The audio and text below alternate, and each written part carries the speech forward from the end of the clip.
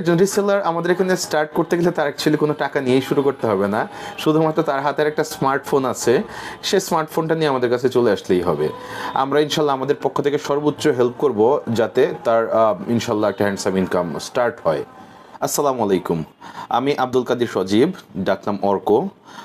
আমার কোম্পানির নাম ভ্যালি অ্যান্ড ব্রেভ, এটা সংক্ষেপে VNB। এই বিজনেসটা মূলত আমার স্টার্ট হয়েছে ফ্যাশন ব্র্যান্ডটা 2016, that means 4 and 5 9 years almost.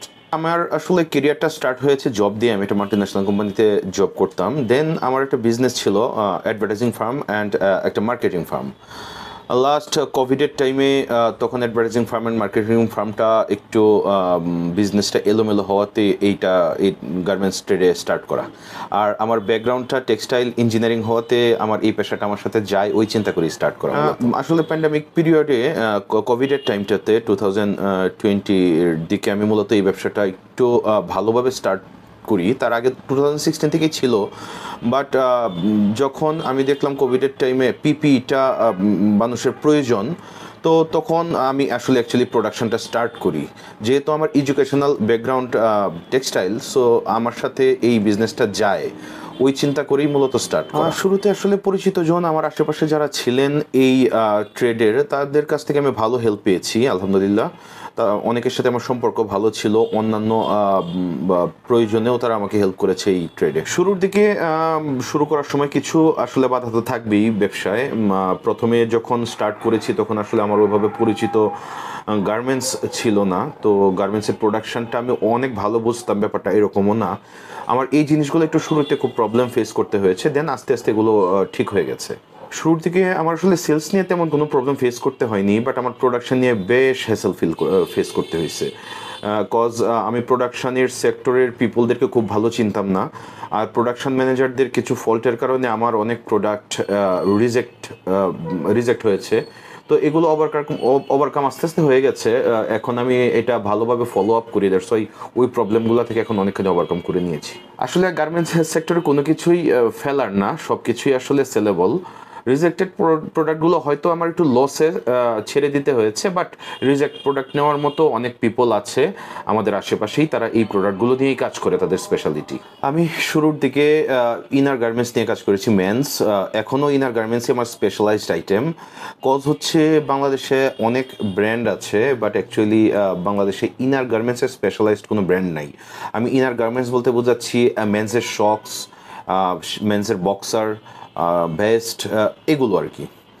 Cause এগুলো খুবই এসেনশিয়াল একটা প্রোডাক্ট, বাট এটার কোনো স্পেশালাইজড ব্র্যান্ড নেই বাংলাদেশে।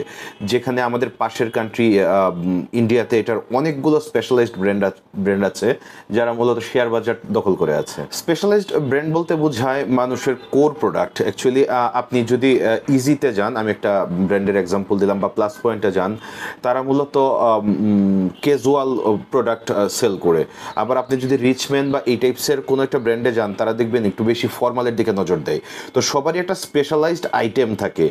সিমিলারলি আমাদের valiant and brave, that means VNB, আমরা স্পেশালাইজড ইন ইনারওয়্যার। আসলে সব বিজনেসেই কম্পিটিটর থাকে, প্রথম থেকেই থাকে, আর নতুন নতুন উদ্যোক্তা তৈরি হয়। সো কম্পিটিটর নতুন নতুন গ্রো করে। বাট আমি অ্যাকচুয়ালি ফোকাস দিই আমার প্রোডাক্টের কোয়ালিটি নিয়ে। এক একজনের মার্কেটিং স্ট্র্যাটেজি এক এক রকম, কেউ কোয়ান্টিটি দিয়ে বিজনেস করে, কেউ কোয়ালিটি দিয়ে বিজনেস করে। সো আমি চেষ্টা করি আমার প্রোডাক্ট কোয়ালিটিটা যাতে মার্কেটের বেস্ট হয়, অ্যান্ড এভাবেই আমি আসলে আমার কম্পিটিটরদেরকে ফেস করার চেষ্টা করি। আমার একটা মেন্স ক্লথিং যেহেতু আমরা সেল করি, আর আমাদের একটা বাইং হাউস, মেন্সের সব আইটেমই আসলে রাখতে হয়। আমার যদিও স্পেশালাইজড আইটেম ইনারওয়্যার, বাট এটা ছাড়াও আমার অন্যান্য আইটেম রাখতে হয়। কজ আমার কাছ থেকে আমার বায়াররা শুধুমাত্র শক্স বা ইনার আইটেমই নেয় না, সাথে সাথে মেন্সের shirt, pant, T shirt, polo, এগুলোও মূলত তাদেরকে সাপ্লাই দিতে হয়। যেহেতু আমার দেশের বাইরে টুকটাক এক্সপোর্টও করতে হয়, সো দেশে আমার প্রোডাক্ট ভেরিয়েশনটা একটু বেশিই রাখতে হয়। আর তাছাড়া উইন্টারের সময় উইন্টার আইটেম তো আছেই, যেমন হুডি বা প্যাডিং জ্যাকেট, এসব নিয়ে আমাদের উইন্টারের সময় কাজ করা হয় মূলত একটু বেশি। আসলে নিজস্ব ফ্যাক্টরি করার ইচ্ছা তো সবারই থাকে, আমারও ইচ্ছা আছে ইনশাল্লাহ। শক্সের অলরেডি আমার একটা ছোট্ট ফ্যাক্টরি আছে, বাট এখনও ফ্যাশন আইটেম নিয়ে কোনো ফ্যাক্টরি করা হয় নাই। যেহেতু আমরা বাইং হাউস ওনারদের আসলে ফ্যাক্টরি মেনটেন করা ছাড়াও অনেক কাজ থাকে, সো এটা মেনটেন করার পর একটা ফ্যাক্টরি করা খুবই ডিফিকাল্ট। তারপরে ইনশাল্লাহ ওদের ভবিষ্যতে আমাদের ইচ্ছা আছে। আচ্ছা, অ্যাকচুয়ালি আমার মেইন বায়ার হচ্ছে এখন পর্যন্ত বাংলাদেশের মার্কেটের কর্পোরেটে মূলত যে বড় বড় ব্র্যান্ডগুলো আছে, ফুটওয়্যারের ব্র্যান্ডগুলো আছে, তারা আমার কাছ থেকে শক্সটা নেয়। আর পাশাপাশি কিছু প্রোডাক্ট আমি এক্সপোর্ট করেছি, যার ভিতরে আমার ম্যাক্সিমাম বাইরে ছিল দুবাই, কাতার, বাহরাইন, আর স্পেনে কিছু প্রোডাক্ট দেওয়া হয়েছে, আর আমেরিকাতে টুকটাক কিছু প্রোডাক্ট পাঠাই। আমার আসলে এটা মূলত অনলাইন বেসড বিজনেস না, আপনি জানেন নিশ্চয়ই। আমার এটা বাইং হাউস, আমরা ই কমার্সে সেল করি, বাট তাই বলে আমরা শুধুমাত্র অনলাইন শপ, ব্যাপারটা এরকম না। আর আউটলেট করার ইনশাল্লাহ ইচ্ছা আছে। বাংলাদেশের যে 64টা ডিস্ট্রিক্ট আছে, প্রত্যেকটা ডিস্ট্রিক্টে একটা করে আউটলেট করার ইচ্ছা আছে, এবং এটা খুবই অদূর ভবিষ্যতে ইনশাল্লাহ। আসলে কেউ একজন ব্যবসা স্টার্ট করলে তার সাথে সাথেই আরও কয়েকজনের কর্মসংস্থানের সুযোগ অটোমেটিক্যালি হয়ে যায়। বাট তাছাড়াও স্পেশালি আমাদের এখানে স্টুডেন্টদের জন্য, যারা আসলে লেখাপড়ার পাশাপাশি কিছু করতে চায়, অথবা জব করে যাদের ইনকাম একটু কম, আর একটু ইনকাম লেভেলটা বাড়াতে চায়, তাদের জন্য আমরা একটা সুযোগ রেখেছি।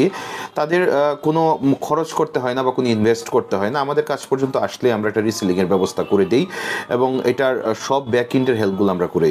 আচ্ছা, রিসেলিংটা হচ্ছে আসলে অনেক স্টুডেন্ট আছে যারা আসলে কিছু করতে চায়, বা অনেকে আছে যে পুঁজি নাই কিন্তু তারা বিজনেসে আগ্রহী।